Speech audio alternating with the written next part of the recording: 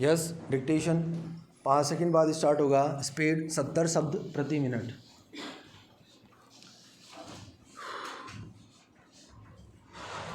Yes,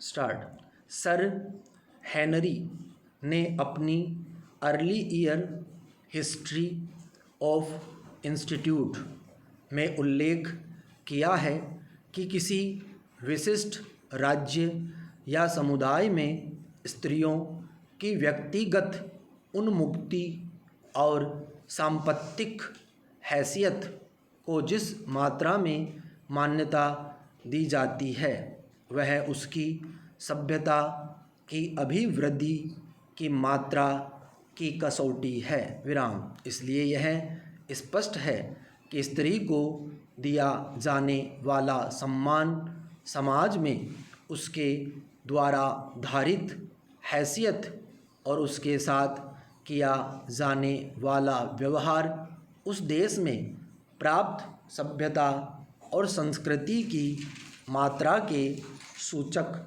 समझे जाते हैं। विराम।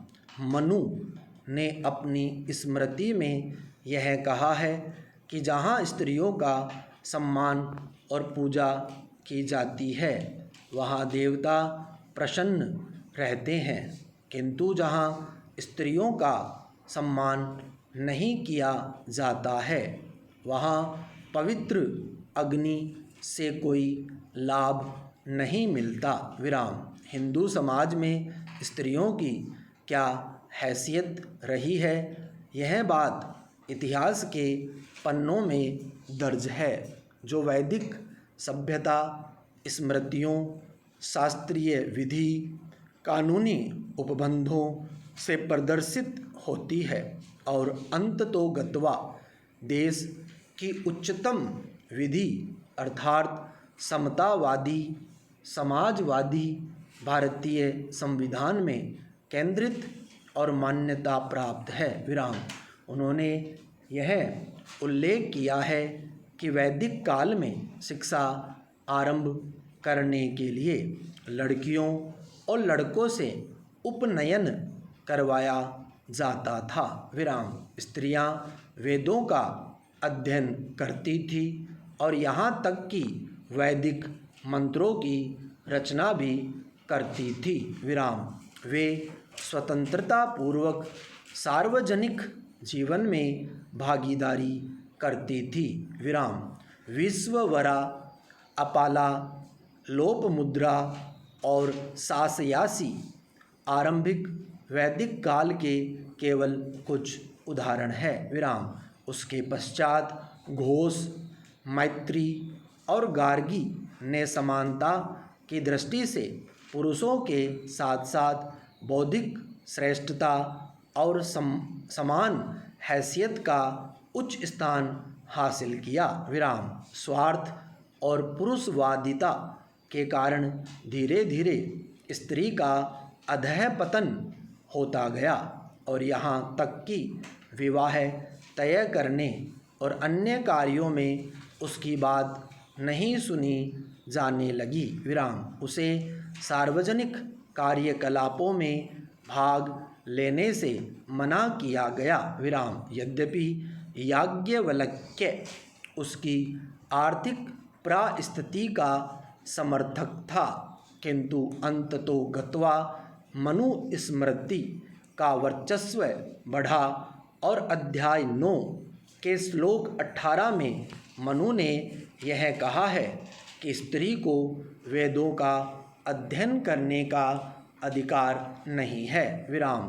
तद द्वारा उसे शिक्षा के अधिकार, ज्ञान तथा सांस्कृतिक और बौद्धिक श्रेष्ठता अर्जित करने के मानव के मूल अधिकार से मना किया गया। विराम। उन्होंने उल्लेख किया है कि स्त्री को पिता, पति या पुत्र से पृथक होने की ईप्सा नहीं करनी चाहिए और सदैव उनके प्रति कृतज्ञ रहना चाहिए। विराम। पति का स्त्री के साथ संबंध ऐसा बताया गया है कि पत्नी विवाह विच्छेद की इप्सा नहीं कर सकती है, किंतु पुरुष को अवांछित पत्नी को त्यक्त करने की अनुमति दी गई है। विराम। हिंदू विवाह अधिनियम बनाने तक युग युगांतर से पुरुष को बहुपतित्व अनुज्ञात था। विराम। पत्नी, पुत्र और दास कोई संपत्ति नहीं रख सकेंगे, और यदि वे संपत्ति अर्जित कर लेते हैं तो यह उस पुरुष की होगी जिसकी